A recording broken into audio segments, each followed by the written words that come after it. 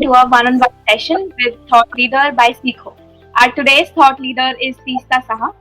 To give a quick introduction about Seekho, Seekho is the first micro-learning based community where you can learn just about anything you want in a minute.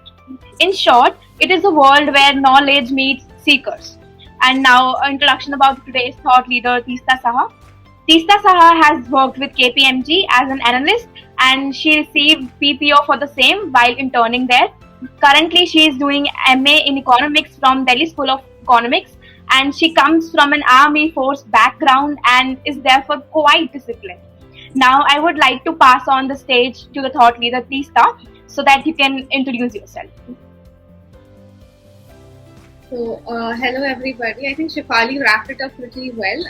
I'm Teesta. I'm currently doing my Masters of Economics from Delhi School of Economics, and I did my undergraduate, interestingly not in economics, but I have a degree in Bachelor of Financial Investment Analysis from Sri College of Studies.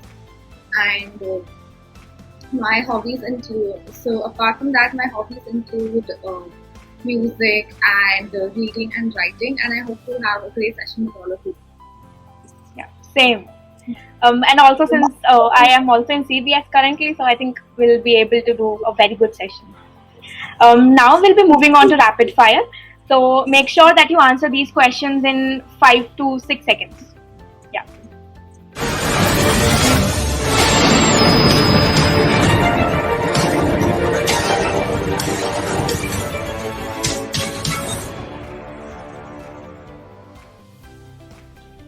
First question, the one literature book which you fell in love with.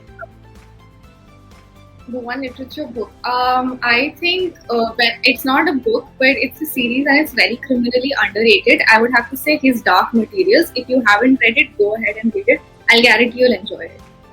Okay, I'll read. Second question, the music genre list you must have before planning a long drive. I think long journal. I think road trip song for road trip songs you can't really go wrong with country and say soul songs. So that's the genre that I would like for a road trip. Okay, question 3, the quiz show you so want to be a host of. The quiz show I want to be a host of. I don't think I can replace him, but I think Kaun Banega Crorepati is obviously the best, and but I don't think I can do as good a job as Amitabh Bachchan. But I know you love quizzing, so I'm sure one day you'll be on there in the show. Fourth question, who or what was your biggest teacher so far? It can be a person, a moment, an instance, or a big book or anything. I think my biggest teacher, there hasn't been one single incident that has taught me, but I believe in learning from each day that I live through and picking up those lessons and applying them to the rest of my life. So there's been no specific one thing, and I feel that every person who comes into your life can teach you something. So it's very important to constantly treat everyone around you as an equal and learn from them. This is a new answer. I haven't heard of this answer as of yet. Question 5 and the last, one lesson you learned from your life and tell every other person about. One lesson that I have learned in my life, don't judge a book by its cover. Okay. I think it applies to even books and even also people. Yes. Both ways. Definitely. Yeah. Now we'll move on to Q&A round. We can go ahead.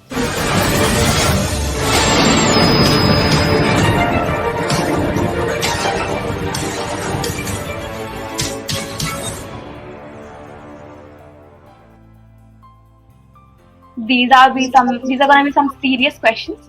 I hope you are ready. Yeah. First question: what to keep in mind when targeting for Big Four? Okay, so the things you should be targeting, it's not just about the Big Four, but any large firm, especially when you're starting out in the career, is you have to be very careful about you have to understand what the company wants and more importantly what the profile of that company wants. So for instance, if you want to say go into finance, you need to have a very good grip over your numbers. You cannot be making simple mistakes, and it should be very quick. So that is one thing, and I think it applies across any firm. And so, for instance, if you're applying for consulting instead, then in that case, what you must do is to make sure that you have a very structured and logical thought process. That again is a logical thought process. So, if you have the basics right, it's not just about the big four. You can crack any company that you wish to get into, and obviously there is a certain weight of your resume. You must work on your resume, but I would not make it the whole thing, because beyond the shortlisting point, your resume does not hold any value. And if you're in the interview, then you must have showcase that why you are the best person from the job. Your resume has no role to play any further. So that is one thing I would advise for anybody who wants to get into the big four or any similar big company. Okay, so what I get out of is this that you can keep your resume very well maintained, but it will help you to a certain point. Otherwise, you have to represent yourself. Yeah. Yes, obviously, because if they like your resume and if you don't stand up to the standard of your resume, then it does become you are a disappointment, and they like your expectations are so high that you might end up not getting the interviewer might not like you as much.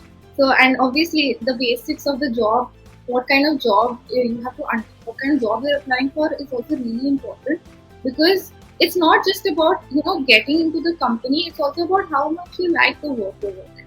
If you're not someone who's very comfortable with numbers, you might just make it. Even if you do make it to a big four, you will not enjoy your work there. And ultimately, the job is not to just get in; it is also to enjoy the job and like thrive over there, right? Yeah, you have answered this question very well. Second question: what were your major takeaways from your research internship at IIMA? So I had done it as a little bit of an. It was basically field research because I was an undergraduate, and at the master's level, it's at the undergraduate level you do not really get to do much hands-on research, because obviously you don't have the same level of skill set that a master's student is having. And that's what I'm learning over at my degree. But overall, it was a very good learning experience in the sense that I really understood what kind of impact, say, research can have on findings regarding, research can have on the lives of people because then what kind of fields that you can go into and how you can actually make an impact if you really are passionate about that. So, and that of course, then the exposure was also, the atmosphere was also great. So that were my main takeaways. Yeah. IIMA stood for its benchmark, like what it is known for. Yeah. This is what I can get. It was definitely something that because like I said, it was a fieldwork internship, so interacting with people and understanding the dynamics of what goes on in rural areas is something that is very enlightening for me. And obviously, we live in a huge country like India; it's very diverse, so it's definitely a very big eye-opener. Yeah. Okay, I got that. Question 3. What is the MC Analytics job profile all about? Okay, so my most recent internship has been in PwC US advisory. So over there, I was a part of the management. MC Analytics basically stands for Management Consulting Analytics, for you who might be confused. So the job is a consulting profile but it specializes more towards the analytics end of it. So for instance, all the practice basically sort of caters to clients that need analysis on the on the data that they have, and to find out what the issues are. If there is a lot of data, like heavy data analysis that is involved, and that mixed with the the consulting point. So, and like you obviously have to make do the data analysis, but then you also have to end up deriving the business context of what you're doing. Okay. Earlier I didn't have any idea about MC Analytics job. Now I think I have a fair idea. Moving on to question 4. How do you think economics and public policy are interrelated? Oh yeah, it's very interrelated. It's very, very interrelated. I mean, if you obviously, like a lot of the decisions our country takes are based on economics. In fact, even the budget is a huge event, and like budget is the biggest testament to the fact that economics does play a huge role in public policy. So obviously there are other like aspects, like there is sociology and all of the other like parts, but economics is very interrelated. So in that academic, if you're looking at it from a solely subject perspective, there are other avenues, like I mentioned, like the political aspect, there's the sociological aspect and all of that. But otherwise economics does end up forming a really huge part of public policy. And apart from that, so that's it from an academic perspective. From a public policy perspective, however, there are it somewhat does get little it's just one aspect, like I said. So maybe it's obviously you need to explore the other avenues to get into a job in obviously. Okay. Yeah. So what I get is that public policy and economics, like they both are very interrelated and they function together. There are other things which work. Yeah. Yeah, there are other things that do work alongside it, but economics is also like one of the biggest ones. Okay. Yeah. Next question. What are the key skills one needs to possess to become a seasoned editor? Okay, so this is a question that I have some personal.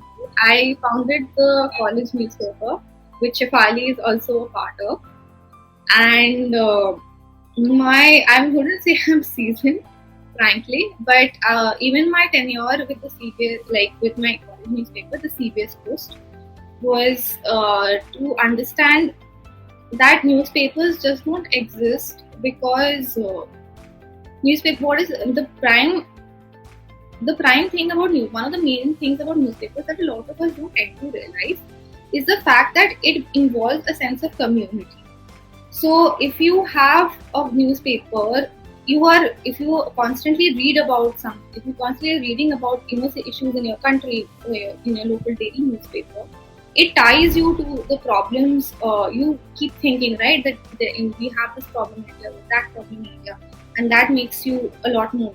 So similarly, the newspaper was a similar initiative to sort of work on that, and obviously to celebrate the like whatever was there in college. So I think an editor's main job is to ensure that the articles are free of bias.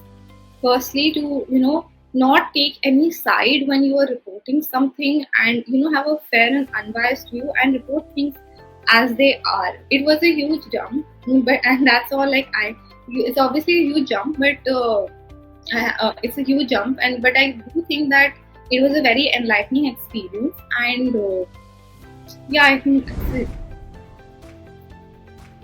Yeah. What I know from CBS Post is that Teesta is very famous. Like, Teesta is very famous in CBS Post. We just, if Shiva and Jia, they all talk about you. You're quite famous there, and I can definitely say that you've been a good editor from their words. And I would like to follow these tips that you've just given. Next question. Yeah. What do you like the most about the consulting world? Okay, about the consulting world. I have not had much experience, frankly, in the consulting world. I was just like 4 times, like in my internship, I have my recent PwC experience was my only like consulting experience with that. So it's not, I've not had any front-end client experience as such.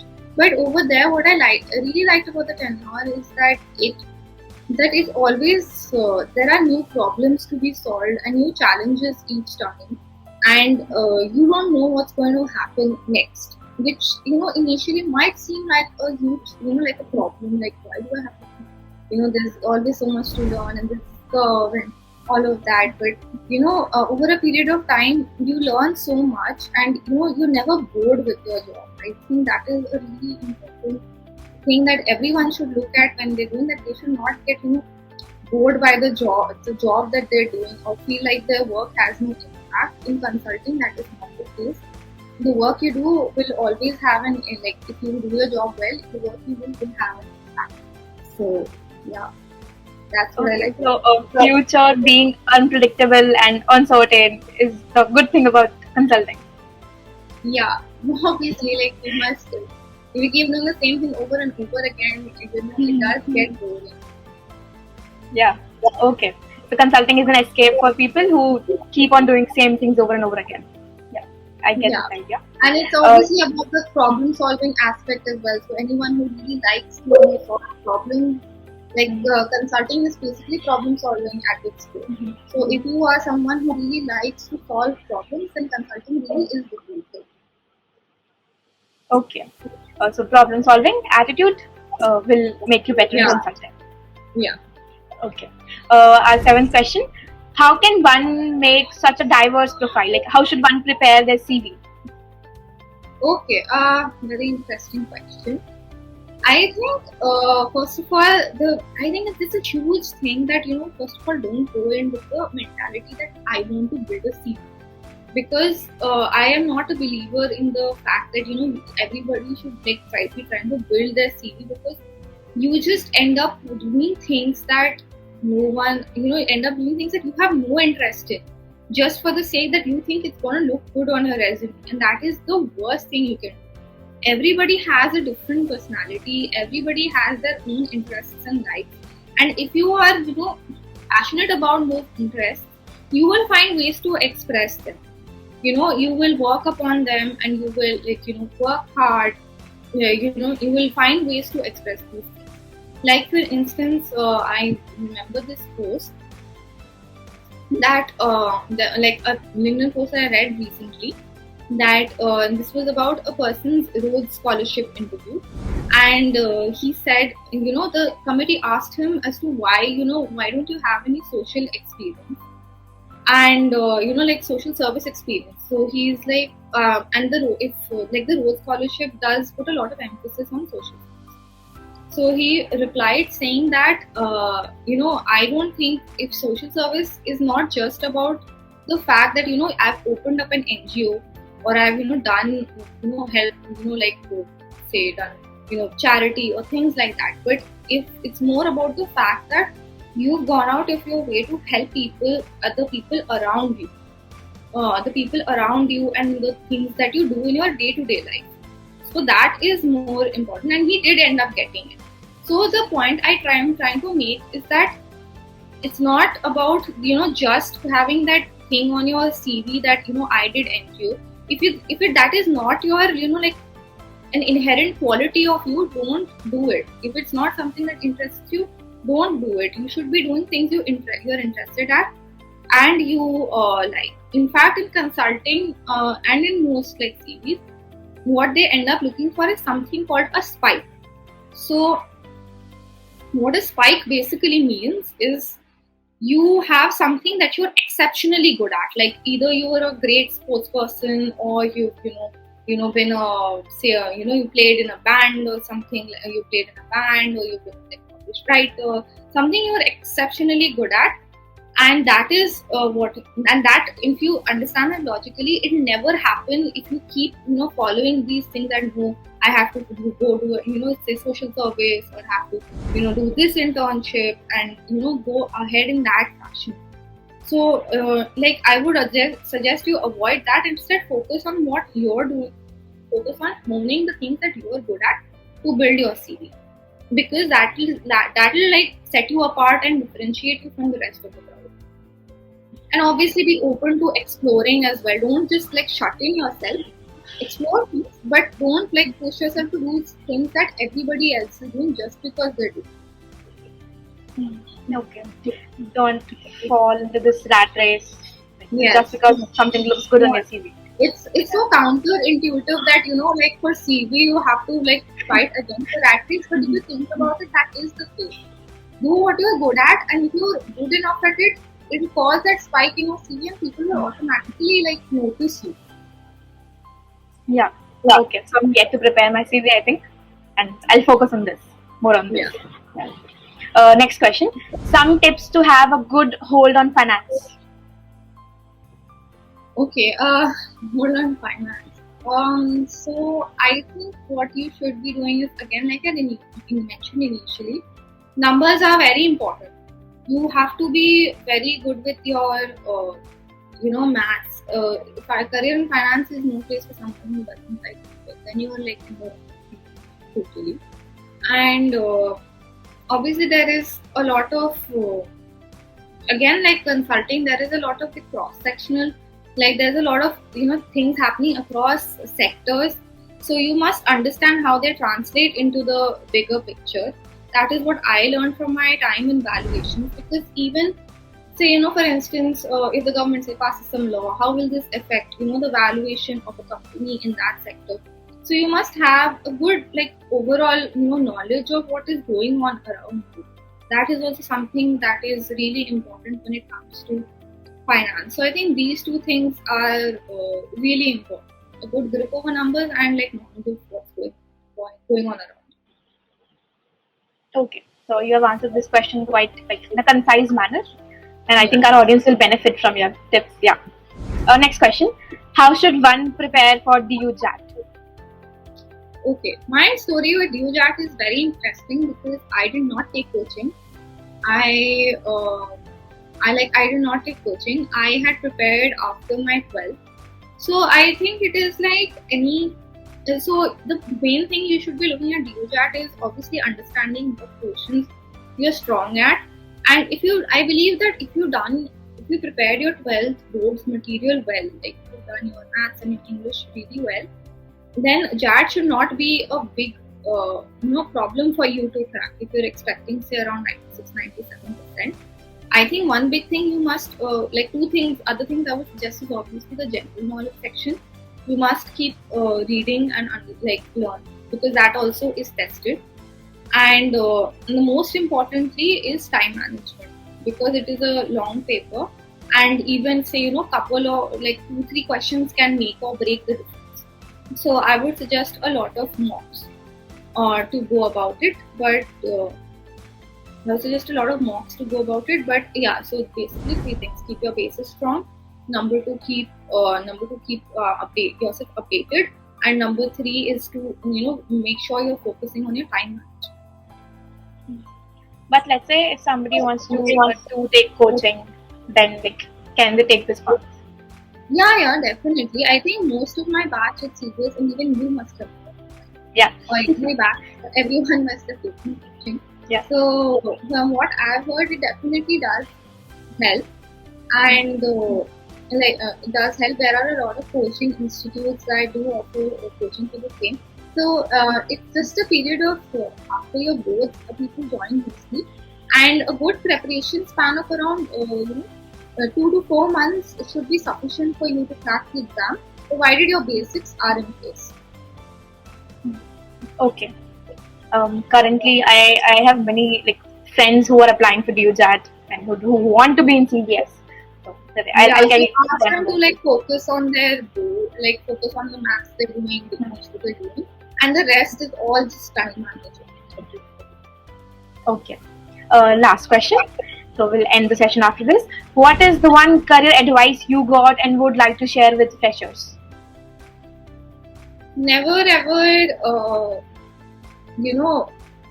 like I think the biggest career advice that I have faced is that if something comes at the cost of your mental peace, don't do it.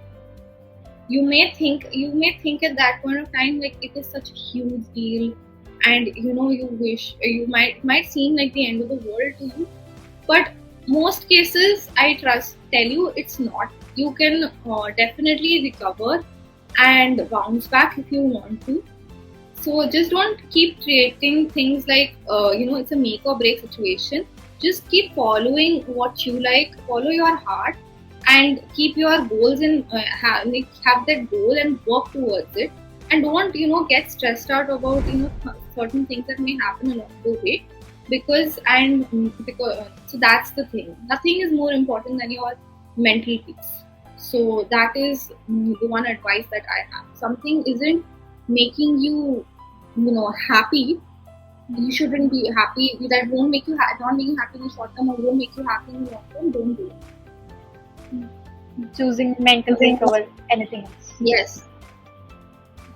Okay, thank you for answering all these questions with such perfection and ease at the same time. And I thoroughly enjoyed this. I hope you did as well. Thank you so much. I also had a great time.